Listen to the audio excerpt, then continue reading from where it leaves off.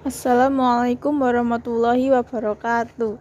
Kami dari kelompok 5 yang beranggotakan Safrina Liatin Azhara NIM 193141013.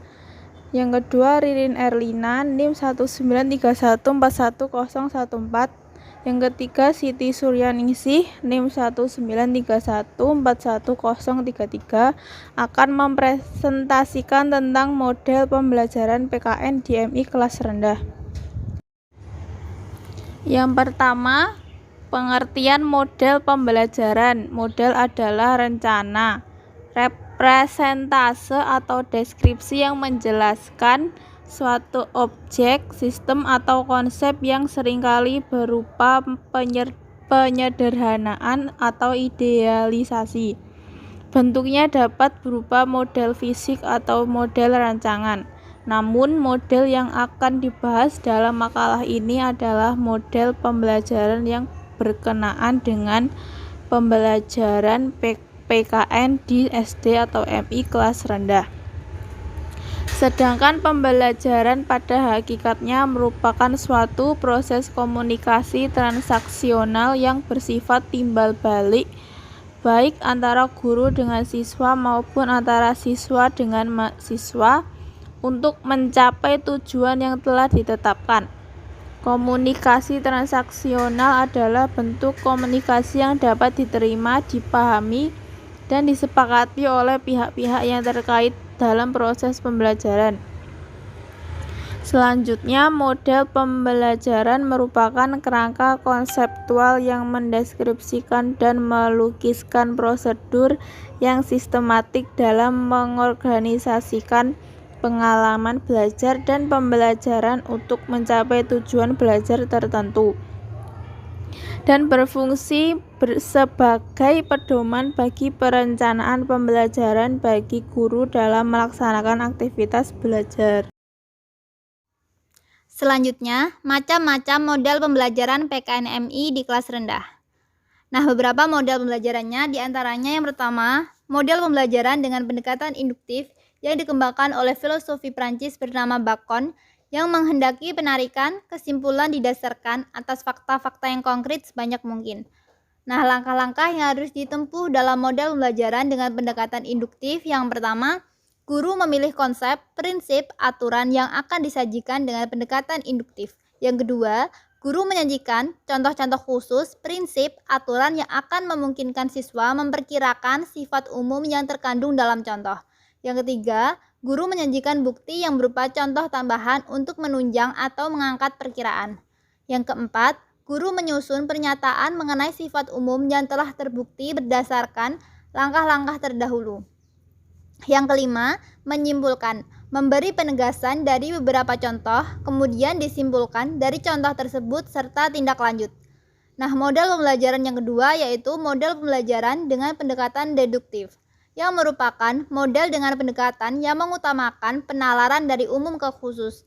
Nah, langkah-langkah yang dapat ditempuh dalam model pembelajaran dengan pendekatan deduktif yaitu yang pertama, guru memilih konsep, prinsip, aturan yang akan disajikan. Yang kedua, guru menyajikan aturan, prinsip yang bersifat umum, lengkap dengan definisi dan contoh-contohnya.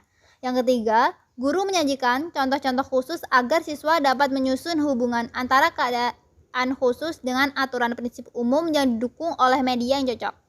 Yang keempat, guru menyajikan bukti-bukti untuk menunjang atau menolak kesimpulan bahwa keadaan umum itu merupakan gambaran dari keadaan khusus.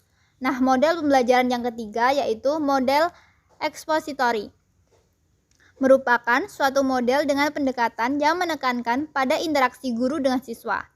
Nah, dalam model pendekatan ini terjadi komunikasi satu arah yaitu dari guru ke siswa sehingga guru jauh lebih aktif daripada siswa. Langkah-langkah pembelajaran ekspositori. Yang pertama, guru menyiapkan materi dan perlengkapan lain yang akan disampaikan.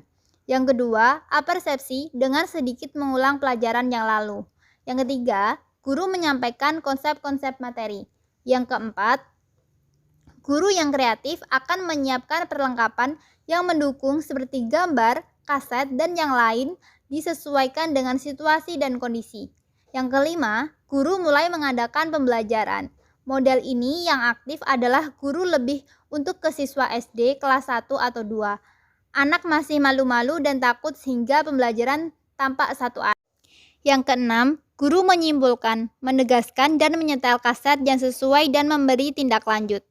Nah, selanjutnya model pembelajaran yang keempat yaitu model pembelajaran terpadu, yaitu suatu pembelajaran yang mengaitkan tema-tema yang senada atau overlap, kemudian dikemas menjadi tema yang akan dibahas dalam suatu pembelajaran.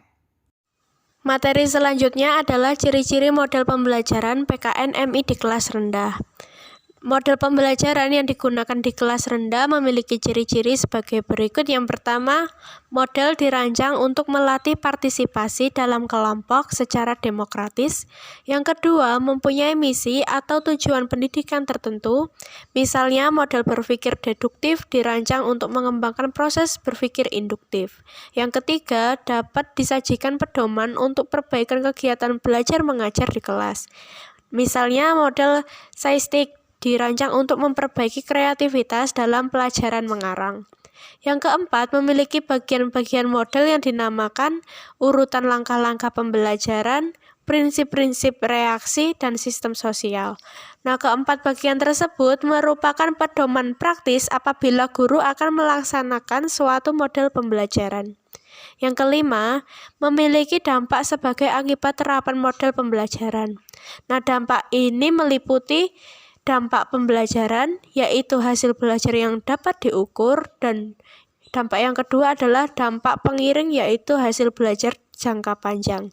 Nah, ciri yang keenam adalah membuat persiapan mengajar atau desain instruksional dengan pedoman model pembelajaran yang dipilihnya. Sekian presentasi dari kelompok kami, kurang lebihnya mohon maaf. Semoga materi yang kita presentasikan dapat bermanfaat bagi kita semua. Wassalamualaikum warahmatullahi wabarakatuh.